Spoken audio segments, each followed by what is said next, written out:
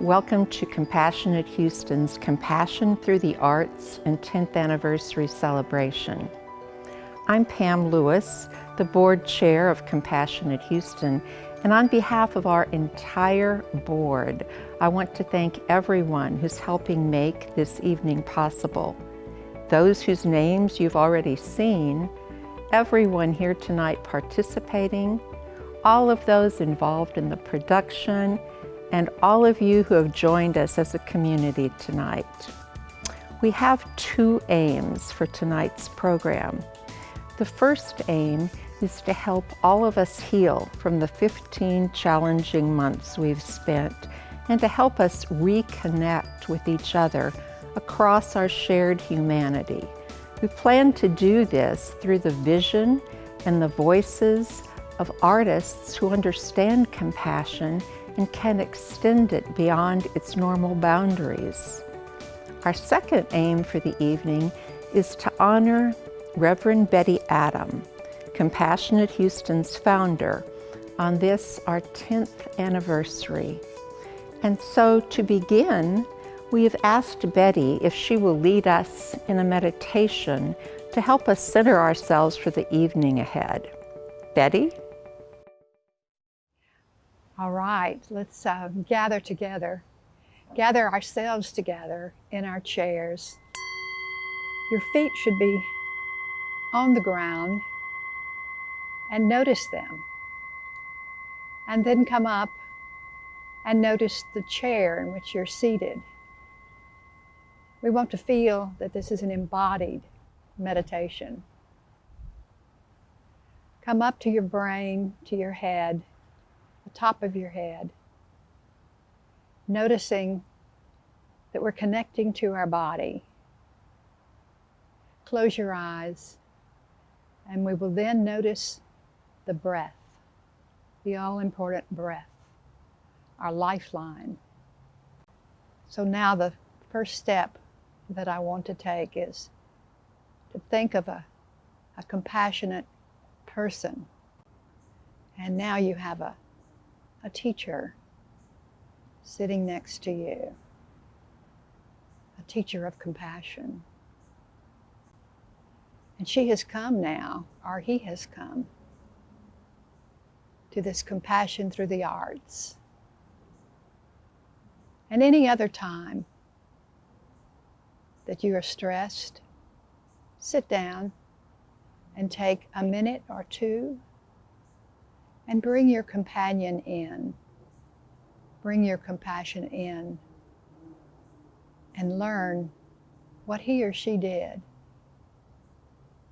to help you, to alleviate whatever suffering you might have encountered. Now we're going to sit, and so will your companion until the show begins.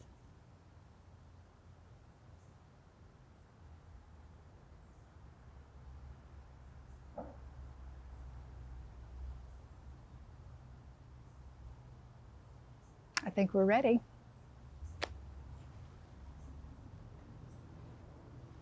Namaste.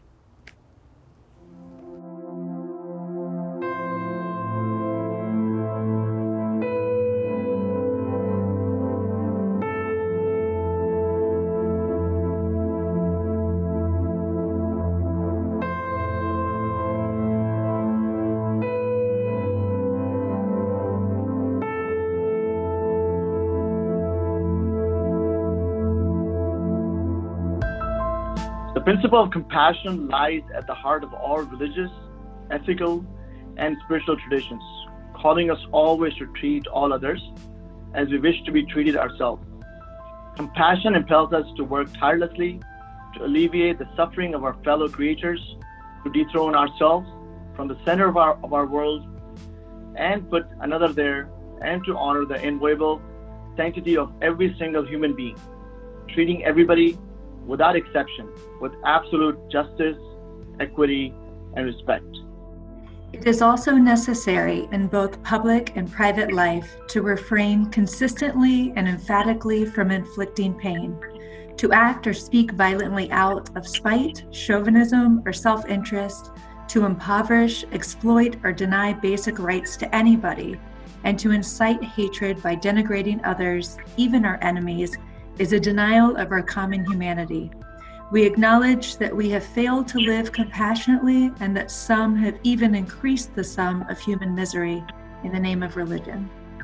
We therefore call upon all people to restore compassion to the center of morality and religion, to return to the ancient principle that any interpretation of Scripture that breeds violence, hatred, or disdain is illegitimate, to ensure that youth are given accurate and respectful information about other traditions, religions, and cultures, to encourage a positive appreciation of cultural and religious diversity, to cultivate an informed empathy with the suffering of all human beings, even those regarded as enemies. We urgently need to make compassion a clear, luminous, and dynamic force in our polarized world. Rooted in a principled determination to transcend selfishness, compassion can break down political, dogmatic, ideological, and religious boundaries. Born of our deep interdependence, compassion is essential to human relationships and to a fulfilled humanity. It is the path to enlightenment and indispensable to the creation of a just economy and a peaceful global community. It is really wonderful having you all here on this stage. This next song is very special and dear to me. The late, great Linda Webb-Cacaba was a singer-songwriter from Northern California, the music director at the Center for Spiritual Living in Santa Rosa. And she and I were friends and colleagues for many years, and I would have her come as a guest artist with my community in Dallas, and she had me as a guest artist at her community in California. And she wrote this piece to bring the universal concept of connection, oneness, unity, back to the personal.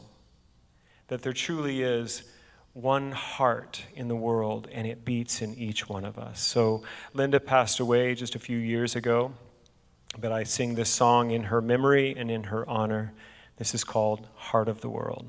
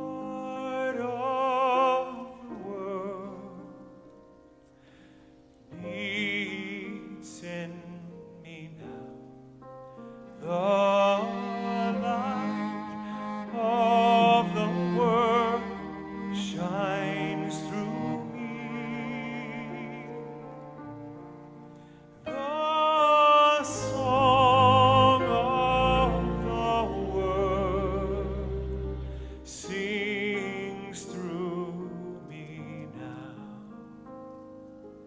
I am the heart of the world.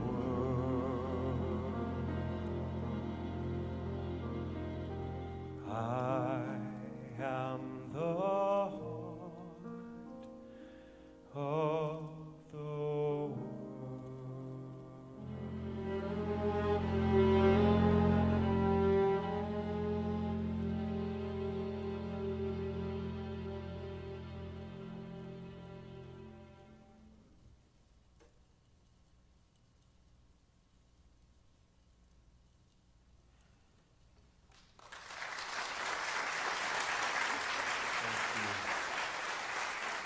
Hello again. Do you agree that our title for tonight, Compassion Through the Arts, is the right title and theme for the time? Haven't we all wished for a better normal after the past 15 months? The more we can step into each other's shoes, the better the chances of that happening. We have a full program for you tonight. We'll hear from our founder, Betty Adam. We'll hear original music from Michael Gott. We'll hear the poetry of Naomi Shihab. We'll hear from our friends with women in the visual and literary arts, and we'll enjoy 2 muralists. But for now, let's hear from Marilyn Turkovich, the Executive Director of the Charter for Compassion. Congratulations, Houston. It's incredible, isn't it? A 10-year journey, and you were right there at the helm of everything that was going on. I remember hearing about Betty Adams before I even began to understand the work that was going on in Houston. Quite incredible achievement that has gone on through these years. You've been trailblazers. Dallas, Fort Worth came along after. Compassionate Austin, Compassionate San Antonio was right there marching with you at the same time that you were starting up. Texas has been really an incredible light in the compassionate movement in the U.S.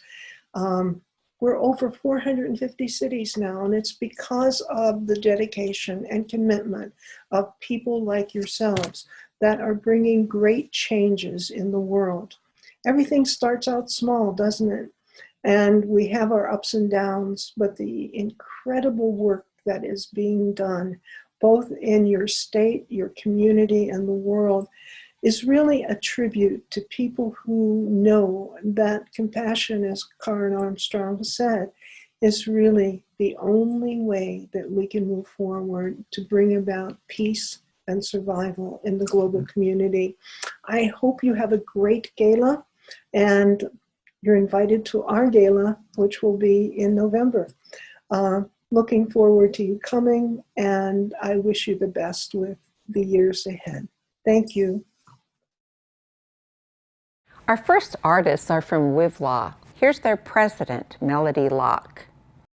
Hi, I'm Melody Locke, the president of Women in the Visual and Literary Arts, or WIVLA.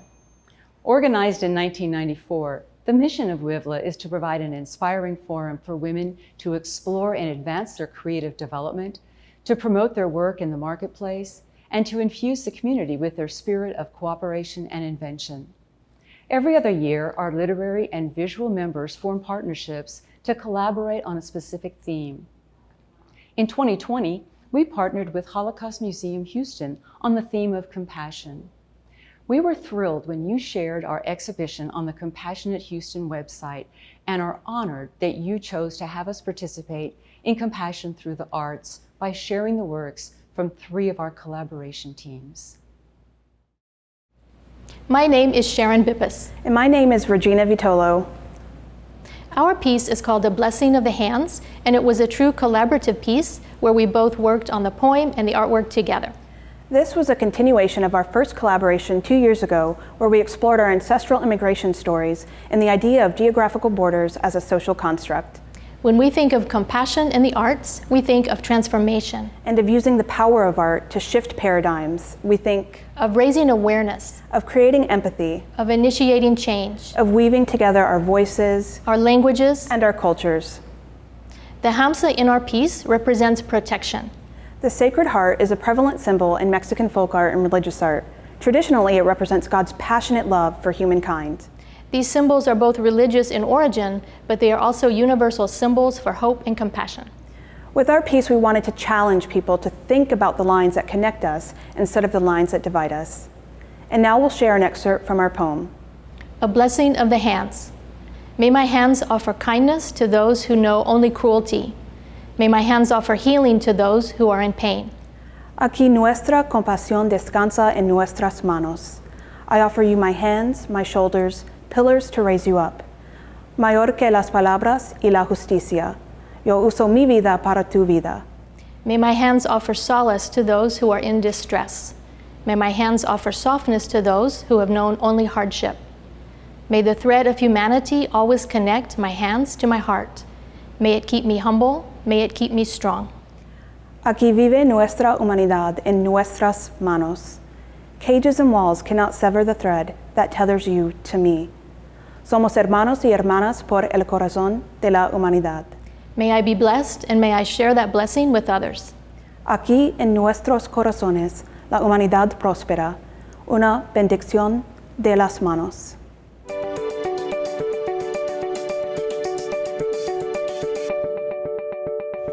On this 10th anniversary of Compassionate Houston, we have several original founding partners with special messages for Betty. Congratulations, Compassionate Houston, 10 years. Congratulations, Betty Adam, all our heartfelt admiration for what you have accomplished.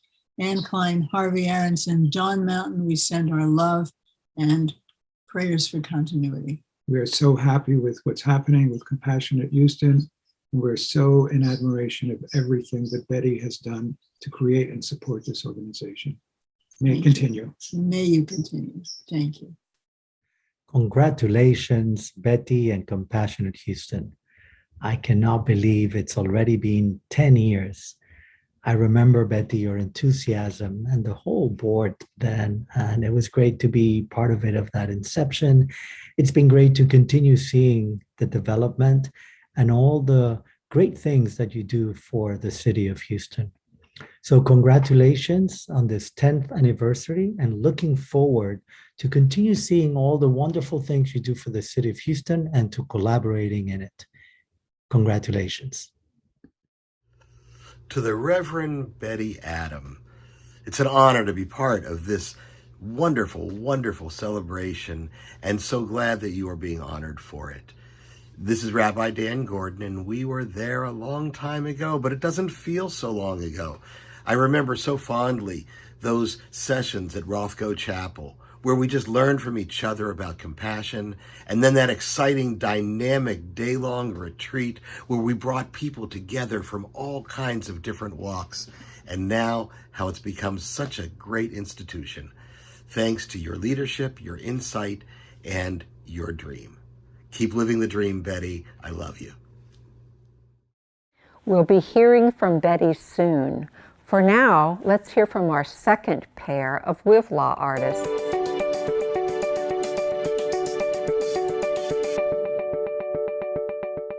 My name is Molly Gordon. My piece on compassion is a prompt to reflect on how we feel when others suffer, and the responsibility that others have toward us when we suffer. I chose a mirror as the center of my piece. Mirrors are often used in homes as decorative objects that make a space more beautiful and encourage us to be more attractive. But what if the mirror is an opportunity for self-reflection, to see others as we see ourselves? How do you see others? Is the person on the other side of the fence your suffering, or someone else's suffering that you should be compassionate toward? What is our responsibility to recognize and respond to the suffering of others? When I met Gail for the first time, these were some of the issues we discussed over lunch. Although Gail had written her poem before we met, she had captured in words exactly what I was trying to illustrate in my piece. It made us wonder if there is a universal challenge that we have to not only define compassion, but what our responsibilities are in alleviating the suffering of others. When you look in this mirror, how do you see yourself? My name is Gail Plunkett. When I see suffering, I feel deep sympathy and a huge desire to help. But too many times I go all abstract and think about it too much and end up not doing anything. At those times, my thoughts go something like this. I have some questions about compassion. What is compassion? Can it be bottled or put inside a box? How does it appear and where does it go when it leaves? Is it in the water? Can it be flushed away? Is it a human thing or is it a whole world thing? Or is it otherworldly? Could it be all of these at once? What can go wrong when it enters the room or the heart or the planet? What happens when it never shows up? How can I get me some right when I think I need it? Will I know it if I receive it? What if I never give any to anybody? What if I give it without knowing it? Does compassion help? Is it judgmental? Is it conditional? Is it blind like love? What happens if I give you some and you don't know that I did? What if I think I've given you compassion and you think I've given you grief? What if I give you some and it was just right for you for the time and the place, and we both know exactly what just happened? What if we continuously give it back and forth to each other? Is that possible?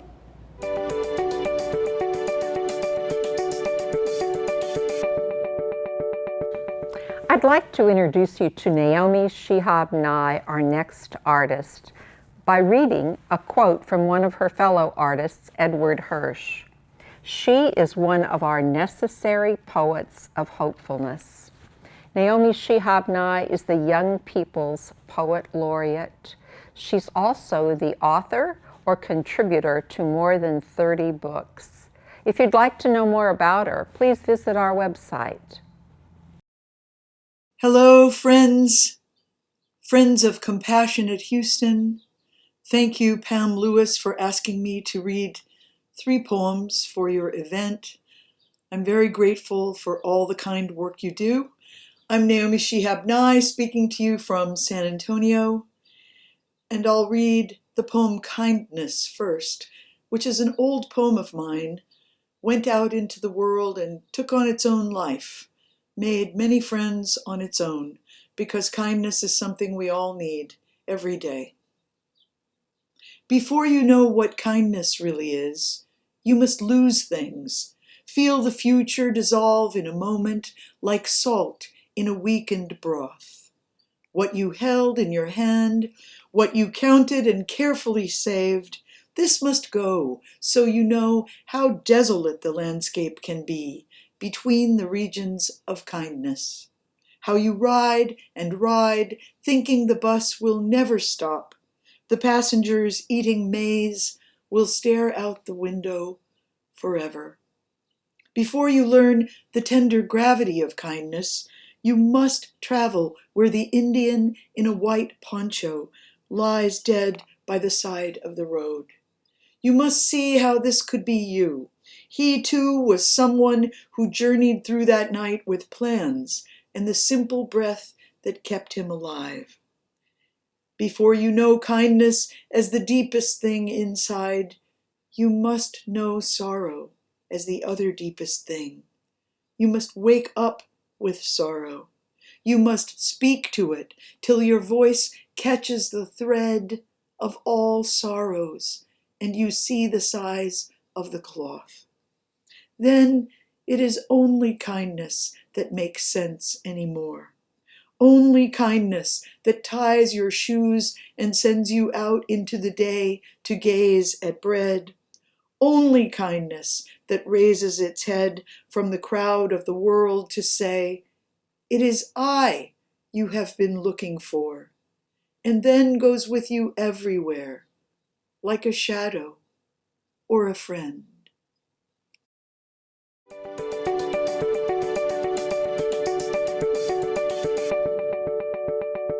Hi, this is Ted Eisensee. I'm a board member with Compassionate Houston. We'll be hearing later in the program from our founder, Betty Adam, about the early days of Compassionate Houston. For now, I'd like to tell you about Compassionate Houston today and some of our activities. We're a collaborative network of partner organizations and individuals who are focused on creating a compassionate culture here in the greater Houston area. Here are our 4 aims or intentions. 1, to provide and support compassion skills, education, and practice across our city and the region. 2, to provide opportunities for individuals and partners to network, thereby fostering innovative and synergistic solutions toward community needs. 3, to foster initiatives that nurture intercultural relationships and understanding. 4, to recognize innovative, compassion-focused individuals and group projects. Our partners are our backbone. Let's look now at some of the things that Compassionate Houston does with our partners.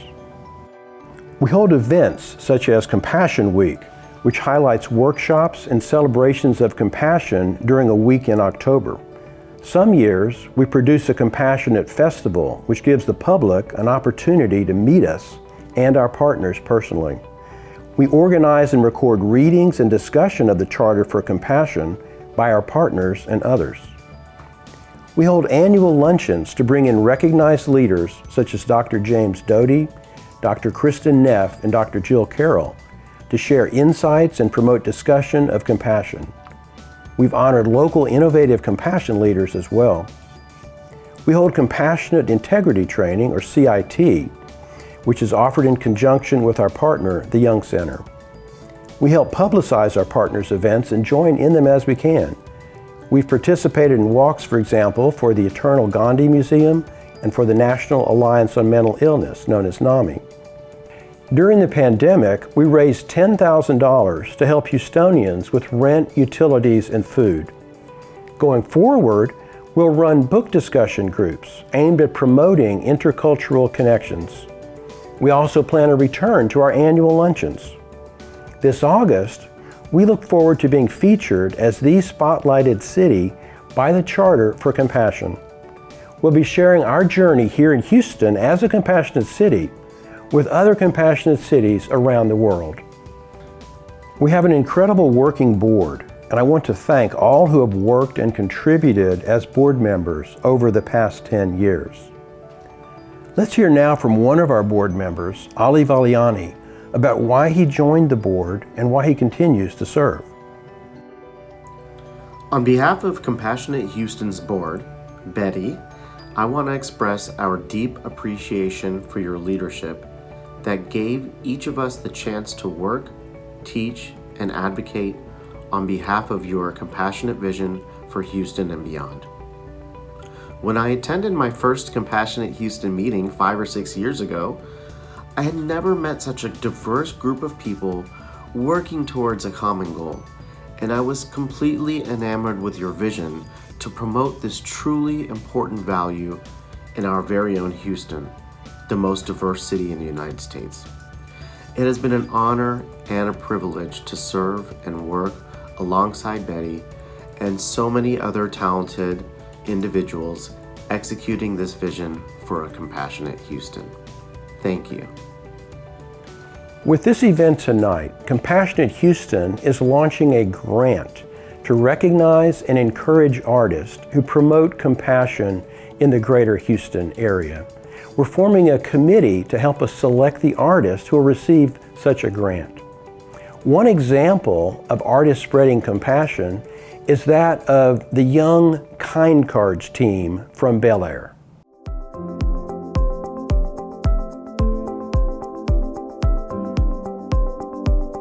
Hi, my name is Bella Culbra, and I'm a 6th grader from Lanier Middle School. My name is Maya Kadia, and I am a 6th grader at St. John's Middle School. Hello, my name is Isha Bobsar, and I am in 8th grade at Lanier Middle School. Kind Cards Bel Air is an organization started and run by us. We found a need in our community to spread compassion. Postcards will feature original art and a quote or kind message. These cards will be delivered to every house in the Bel Air area. These cards will also feature neighborhood challenges, such as write a kind message on a sticky note and put it on a neighbor's doorstep, or the next time you bake a sweet treat, make some extra for a neighbor. The whole point of these activities is to give Bel Air citizens a chance to pay it forward.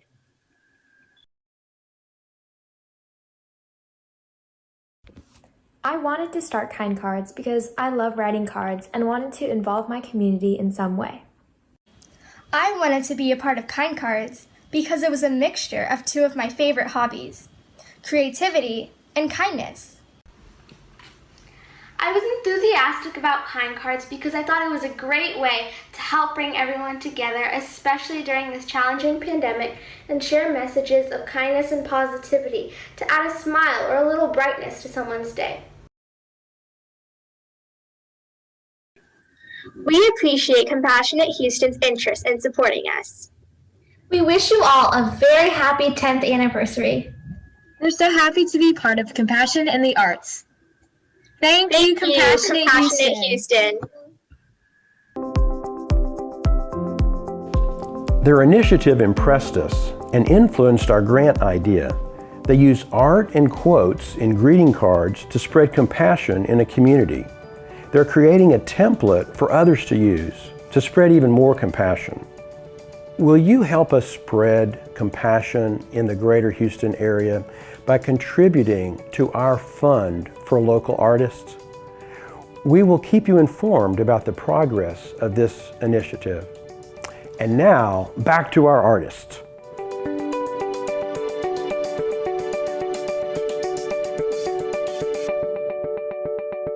Thank you, Unity of Houston. We're here today with the Long Film Studio crew recording for Compassion Through the Arts. Thank you for letting us use your beautiful stage and facilities, and thank you, Michael Gott, for joining us. Thank you. Okay. Yeah. Now we'll dance. Yeah.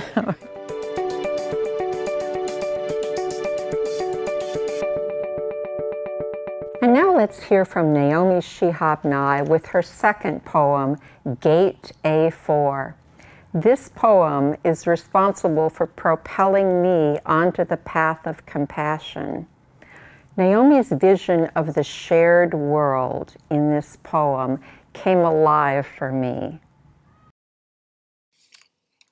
I feel deep grief today reading Gate A4, thinking of the trauma and tragedy happening in Gaza and Palestine, so many innocent victims dying, so many repeated cycles of aggression and violence continuing.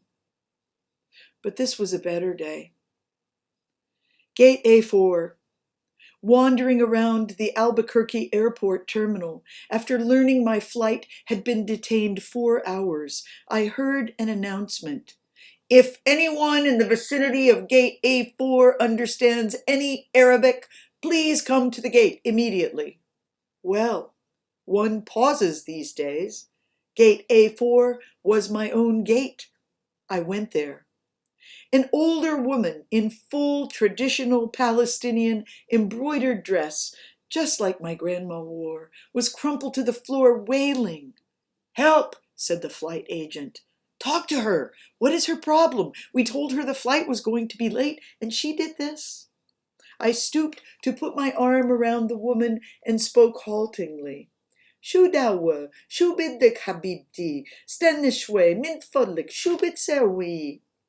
The minute she heard any words she knew, however poorly used, she stopped crying. She thought the flight had been canceled entirely. She needed to be in El Paso for major medical treatment the next day. I said, "You're fine. You'll get there. Who's picking you up? Let's call him." We called her son.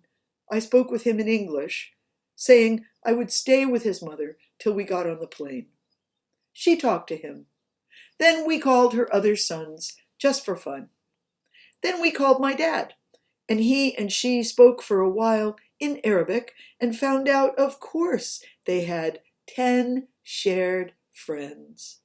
Then I thought, just for the heck of it, why not call some Palestinian poets I know and let them chat with her? This all took up 2 hours. She was laughing a lot by then, telling about her life, patting my knee, answering questions. She had pulled a sack of homemade mamoul cookies, little powdered sugar crumbly mounds stuffed with dates and nuts, from her bag and was offering them to all the women at the gate. To my amazement, not a single woman declined one. It was like a sacrament. The traveler from Argentina, the mom from California, the lovely woman from Laredo. We were all covered with the same powdered sugar and smiling. There is no better cookie. And then the airline broke out free apple juice from huge coolers, and 2 little girls from our flight ran around serving it, and they were covered with powdered sugar too. And I noticed my new best friend, by now we were holding hands, had a potted plant poking out of her bag, some medicinal thing with green furry leaves. Such an old country traveling tradition. Always carry a plant. Always stay rooted to somewhere.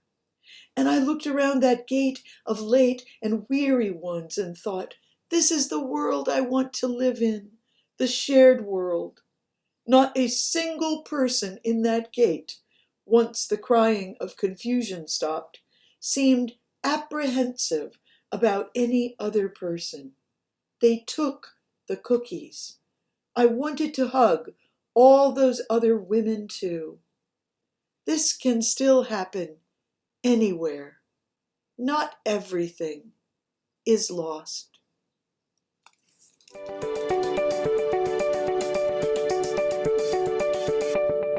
What does compassion mean to you? We asked Betty, and here's what she said. Well, I think you first have to have an intention, and that's an intention toward reaching out to another. And it may be natural, I think it is a natural instinct for most people, but compassion has to be cultivated. We have to grow it. And for a short definition, you have to notice, you have to feel with your heart compassion for someone's suffering. And we use the word suffering. It could be grief, it could be any number of, it could be dying, it could be wounded, all kinds of words for suffering, but we use that word as, so compassion in just a short sentence is to notice the suffering in an other. And I would extend that to all creatures, for we know that the planet is suffering now. So it's human beings, but not only human beings, but the planet. Notice the suffering and resonate with that and try to alleviate that suffering. And that is a short answer.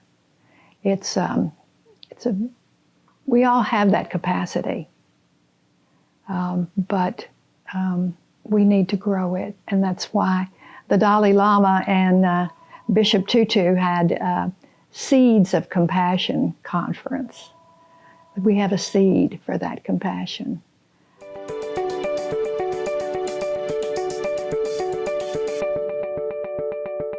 What was once considered possibly vandalism is now an international phenomenon.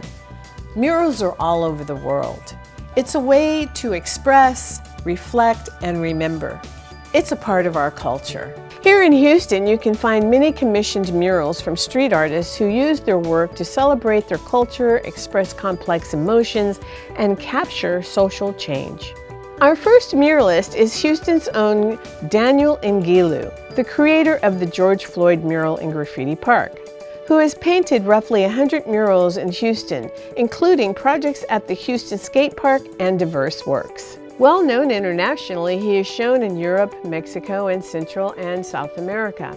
And he has taken commissions from Neiman Marcus and Converse. Ngilu's work reflects spiritual inspiration drawn from his Mexican heritage and Aztec influences.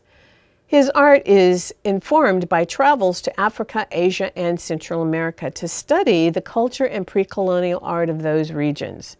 For Daniel, compassion has been at the core of his approach to his art. Compassion is it's something that I was taught at an early age. And that's why I paint. That's why these murals exist. It's a relationship that I have of how can I teach people what's going on, so that I have compassion for you, because you do not understand what's going on in our communities. You do not understand my background, but maybe we can share something.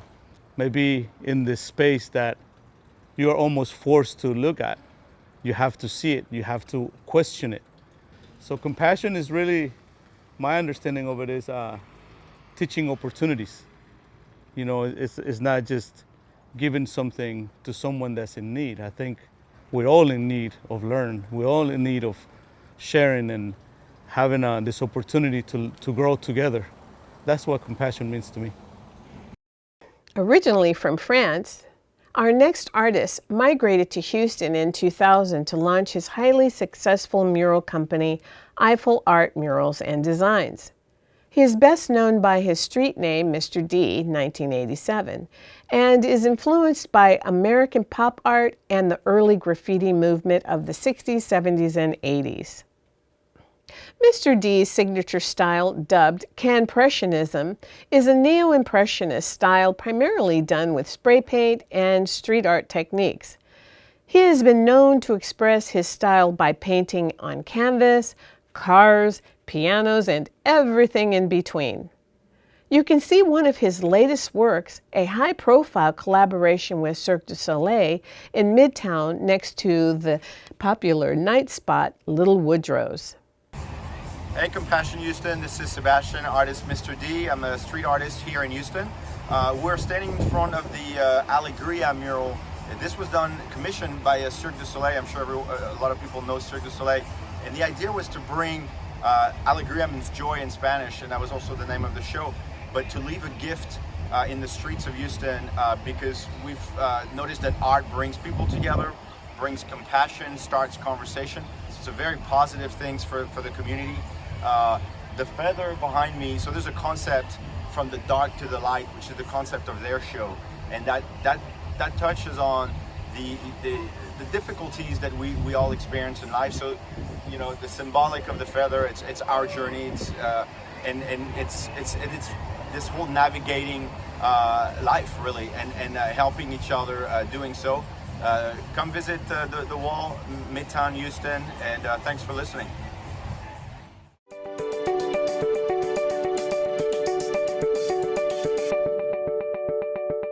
Coming up, we have Michael Gott with an original song, and we'll hear from Betty speaking about the Golden Rule. For now, let's hear from our final pair of Wivlaw artists. My name is Sally Worthington, and my piece is called Come to Me. Maria and I had similar thoughts on the meaning of compassion, that humanity is connected, and we are all one illness, one paycheck, one war, one accident away from needing sustenance, whether it be spiritual or practical. I think creative people can draw attention to injustice. Shock stirs us. Just think of the visual impact of a war photograph or the George Floyd video. But artists add another dimension by making it more personal, drawing the viewer or reader into the narrative. The central figure in my work signifies hope and humanity, and the smaller figures depict the maimed, the abused, the refugee, and all those in desperate need. My name is Maria Brand, and my piece is called We Are Neighbors. As Sally and I discussed compassion and what it means to us, the idea expanded and evolved. All this was before the pandemic took hold of our country and then the world. During the pandemic, it became clearer that we are all in this together. Artists and the art that they produce help to focus this natural desire to help, compassion, into personal responses so we can take care of each other. We Are Neighbors by Maria Brown. As human beings, we are all in this together. We are the people in the street corner holding a sign saying, anything will help. We are the refugees, forced from their homes and jobs because the bombs started dropping on their neighborhoods, destroying everything. We are the military veterans trying to become whole after losing a limb or a head injury or PTSD.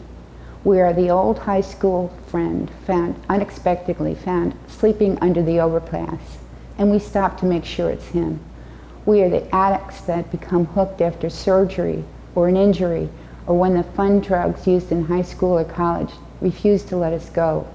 We are the family living in a car because we were turned out of our apartment. We are the people living in shelters hoping for a hot meal and a warm, safe place to sleep. As human beings, we are all in this together.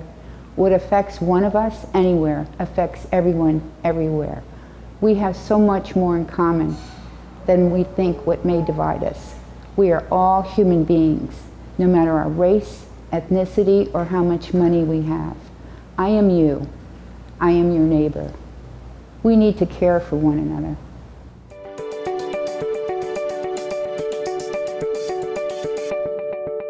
There's one rule that Karen Armstrong emphasized in her book on compassion and in the charter itself, and that's the golden rule. Do unto others as you would have them do unto you. And it's phrased in all different ways in all the religious traditions. It's the unifying theme. And it's all about how we treat one another. And how do we treat one another? If we know in our hearts that we're all kin, and that's this new science now.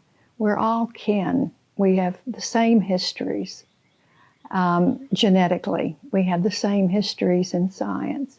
If we all know that we're all interconnected, and as the charter says, that compassion is born out of our interdependence and our interconnection. If we understand that and we study that and we deepen that, we see that we are all really one in all our glorious diversity.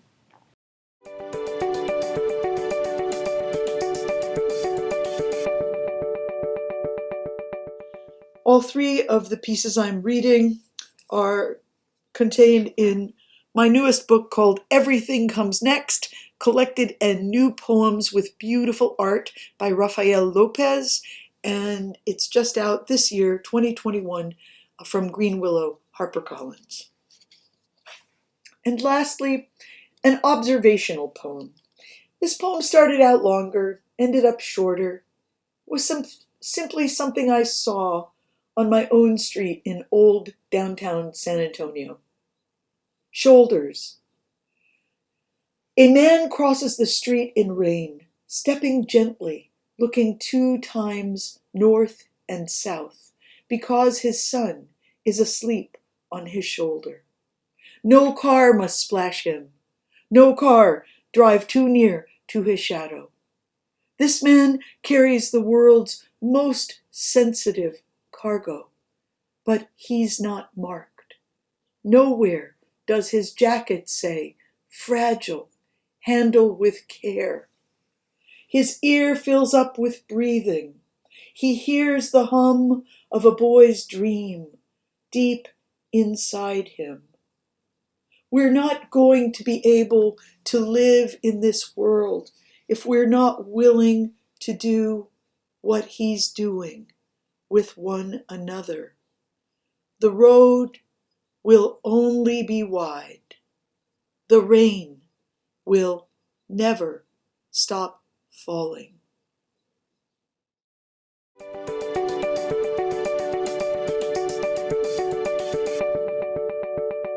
Our interview with Betty is coming right up, but before that, we'll hear from Michael Gott singing an original co-written song. Michael Gott is a singer, songwriter, recording artist, and the beloved senior minister of one of the world's largest Unity churches, Unity of Houston. Michael has an experienced background with a vast array of musical styles, and he has recorded and released 10 albums. I'd like to read a quote from Michael now. "Nothing is more inspiring to me than to see someone step out of a limiting idea and into possibility. Michael? His Holiness the Dalai Lama defines compassion as where love meets pain. I can't think of a better way for love to meet pain than compassion through the arts. This next song is co-written by myself and Karen Drucker, an amazing California artist, and we wrote it when we heard this quote by Luciano de Crescenza. "We are each angels, but we only have one wing. We only fly when we embrace each other."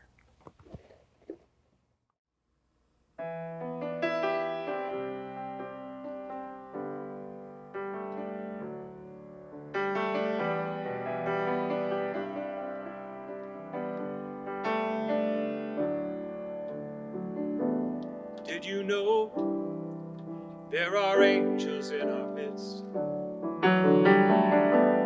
Do you feel them? Can you hear them? They're all around with you every day. Do you see them? Do you choose to look away? Is that man you forgot to kiss as you hurried out the door? That stranger who said hello, you chose to ignore. They are angels. We are angels. We are all angels who only have one wing. All angels searching for each other. We are all angels who cannot reach the sky, because we need each other to fly.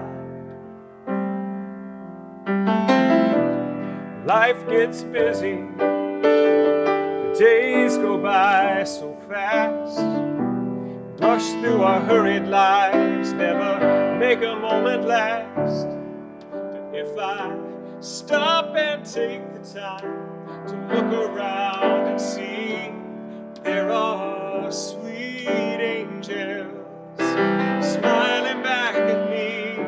Anywhere, anytime, if I open up my eyes and see this love surrounding me, it's then I realize there are angels.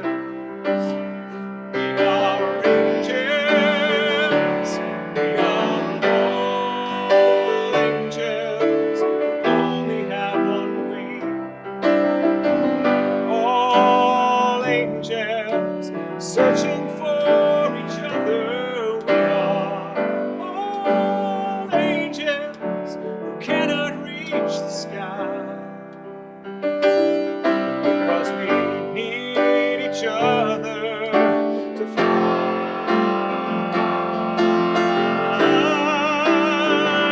We are all angels who only have one wing. All angels, we're searching for each other. We are all angels who cannot reach the sky,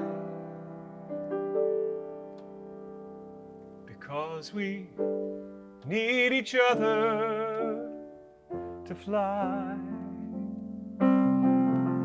We need each other to fly.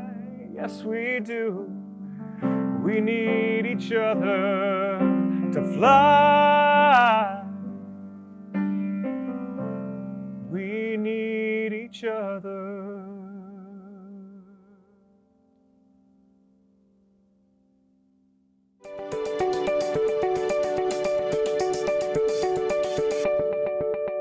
So Reverend Betty C. Adam is a wife, a mother, and a grandmother. She's also a native Houstonian. Betty was called to prepare academically for ordination as an Episcopal priest, and she worked most of her career at Christ Church Cathedral here in downtown Houston. And she also, of course, is the founder of Compassionate Houston. So Betty, I believe that most people here will be familiar with Karen Armstrong, the theologian and scholar who in 2008 won a TED Prize for her vision of a charter for compassion. And so I would like to begin tonight to ask you to share with us your story of hearing about Karen Armstrong's Charter for Compassion and how it led you to founding Compassionate Houston. Well, there had, before Karen Armstrong had the idea of the charter and the TED Talk, there had been a conference in Seattle, Washington, with the Dalai Lama and Bishop Tutu. Droves of people in Seattle came to the conference. Of course, when the Dalai Lama comes to a city, that happens.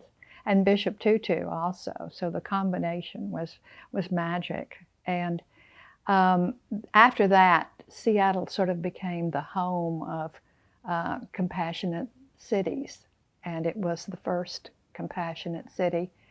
Karen Armstrong was always a model theologian for me. I'd read many of her books, and she came to Houston to publicize her book, one of her books. It was a very exciting evening, but there was one sentence that she said that I put in my memory bank. It was, the Charter for Compassion is going to be unveiled.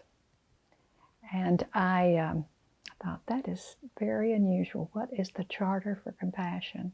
So it just so happened, and here was another synchronistic event, just so happened that I was asked to do a retreat in Pasadena, California. So I did the retreat and then went to the church on Sunday morning, and the minister got up and did his sermon, and then he said, "The Charter for Compassion has been unveiled." And I couldn't believe it, because those were those two things coinciding.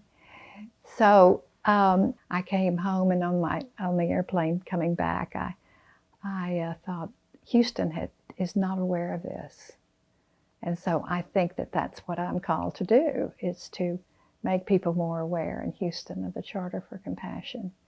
And Emily Whitehurst at the Rothko Chapel agreed with me, and so we had our first program about compassion is the key to peace, and with representatives from all of the world religions in Houston, talking and debating to each other, but mostly talking and saying what the line of compassion was through their entire tradition. And it was a very exciting event, and afterwards a lot of people wanted follow-up. And that was most fortunate, because these follow-up people were the ones that became board members and became partners and did really all the work.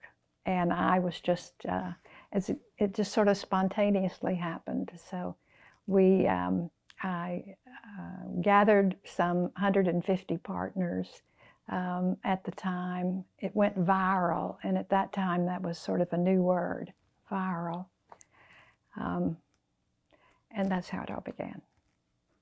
We know, Betty, that you reached out to the city of Houston and to many faith and nonprofit groups and community organizations as co-founders of Compassionate Houston. Can you tell us how that effort went? Actually, it happened right here in this house. We had our first meeting of the people that had followed up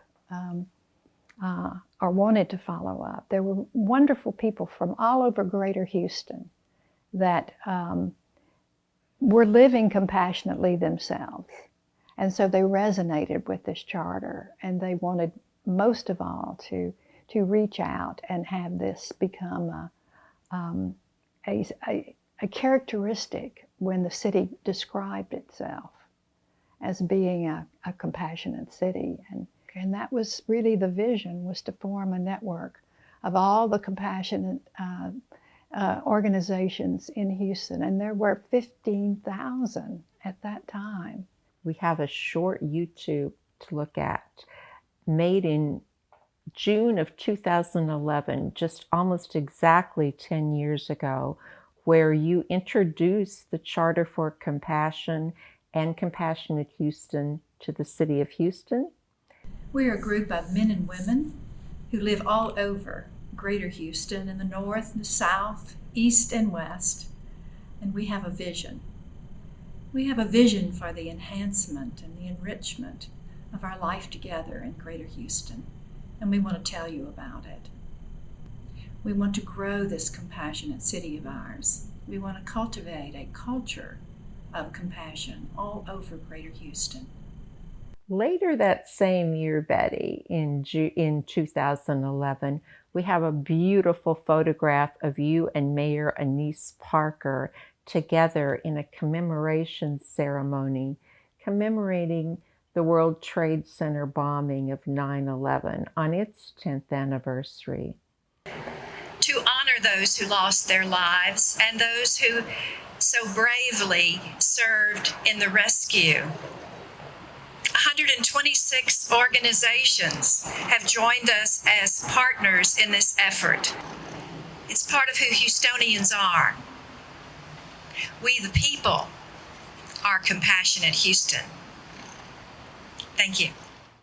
Well, that commemoration of 9/11 was, it really stood out. And I connected with the city by telephone. I just called Susan Christian, who was one of Mayor Parker's associates, and I told her about the vision of compassion, and she liked it. And so she said, well, we'll just launch it together. So I had the city there to help, and they did pull out all the stops, I have to say that. And the idea was to have many compassionate services going on at the same time for a weekend, a long weekend, and have speakers, and it took place in front of the reflection pool at City Hall. Betty, about 3 years later in 2014, I understand that you and Compassionate Houston went before the Houston City Council and Mayor Anise Parker and became designated as a compassionate city. Can you tell us your memories of that period and what it was like to have Houston declared the first compassionate city in Texas? Houston is a very compassionate city, and at that time, a lot of people don't view it that way, but I do.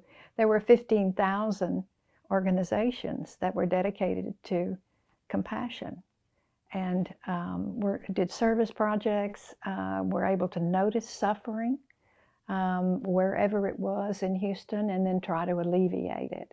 So it was already a ready-made kind of nonprofit. You just had to have a little strong breath there.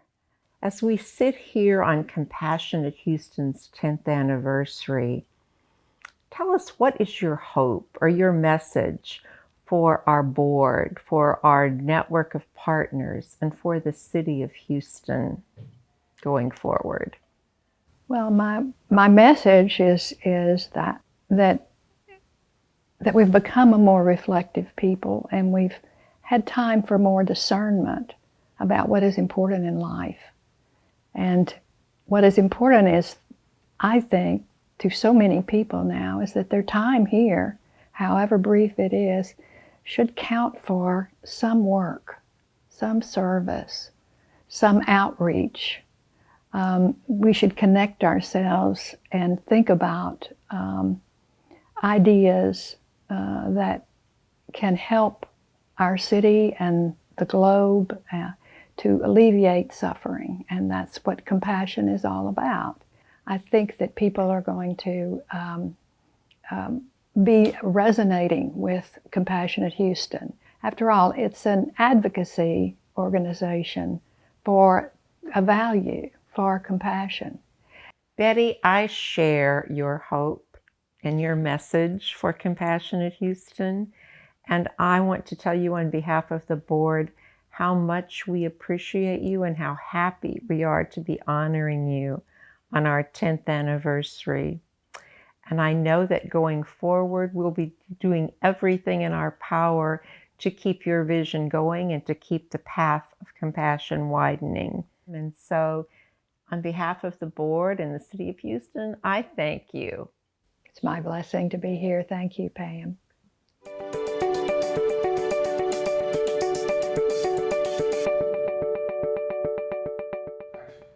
And now, for our final performance of the show, Michael Gott and the Texas Medical Center Orchestra. During the pandemic, so many arts institutions were really hard hit. And I had the opportunity to work with the Texas Medical Center Orchestra under the direction of their amazing artistic director and conductor, Libby LaBelle. And we created a live stream concert of songs of peace and healing, and we called it Love Can Move the World. And here's something from that show. Michael, you're just absolutely amazing. I mean, and I don't know if there is enough people here in your congregation that tell you all the time. You guys need to tell him every day, send him love notes every day. Tell him you're amazing, and we're so grateful for you. And we are, as TMCO, are so grateful for you because this was just the perfect thing for us to do. And we are so grateful that we were able to spread love and unity and healing. Your music has definitely healed my spirit. I was all in the glooms all these months, not seeing my family here at TMCO and not making music. And this has healed me, and I'm certainly sure that to so many people. So thank you. And go out there and move the world. Love can move the world. Thank you for that message. Well, thank you, Libby. You're amazing. We love you. We're so grateful. I love you. I love you too. And that's what this song is about. It's that feeling of love that we share for each other. That's what is going to shift it all. That we can begin to spread that love and just, broaden that circle of what we're able to love a little bit each day, each week, each year. This is called Love Can Move the World. And this is our last song, so you get to applaud right at the end. Randall, you did such a great job that you're going to get to do it again.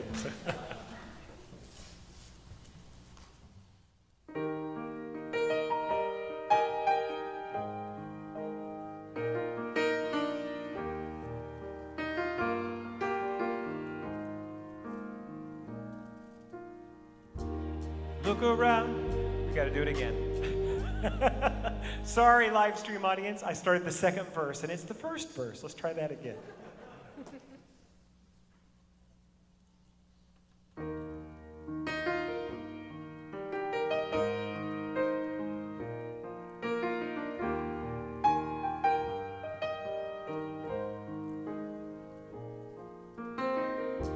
Just one life. It's all that we've been given now. Just one chance to make a difference where we live. I'm just one man. I'm only human. But only human means I've got a lot to give. Love can move the world as the moon in the sky. Love can cause the wars to cease. Love can move this world to peace. It's a time that begins with you and me. Love can move the world as the warmth of the sun moves the trees. Feel the wind of love as we move this world to peace. Come love the world with me.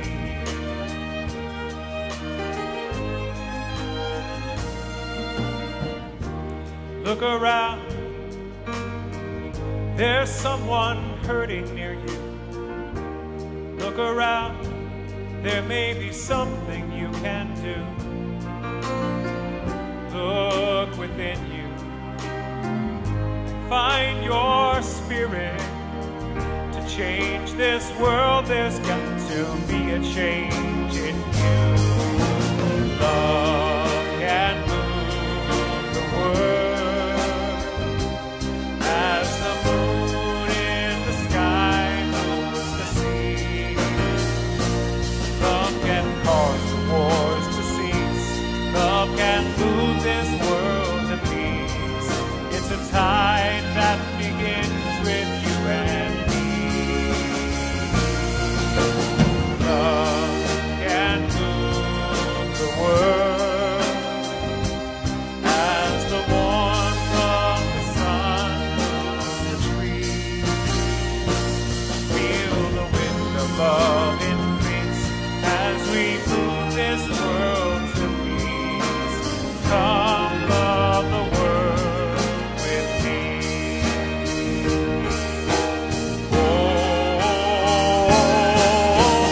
love can move the world as the moon in the sky moves the sea. Love can cause the wars to cease. Love can move our world to peace. It's a tide that begins with you and me. Oh, love, love, only love can move the world as the warmth of the sun moves the trees. Feel the wind of love increase as we move this world to peace. Come love the world with me. Come love the world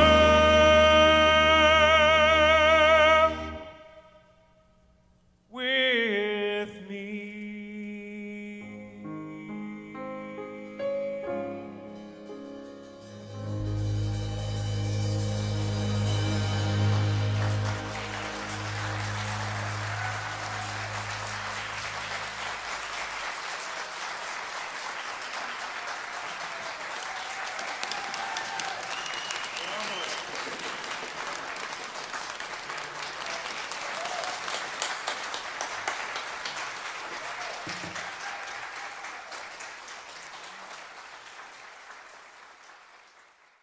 That brings us to the end of our evening, and I want to thank all of you for being here. I hope you have found it inspiring and useful, and I hope that it might lead each of you to take compassionate action in your own lives and in your own neighborhoods and your own communities. We hope to see you at other Compassionate Houston events in the future. Thank you and good night.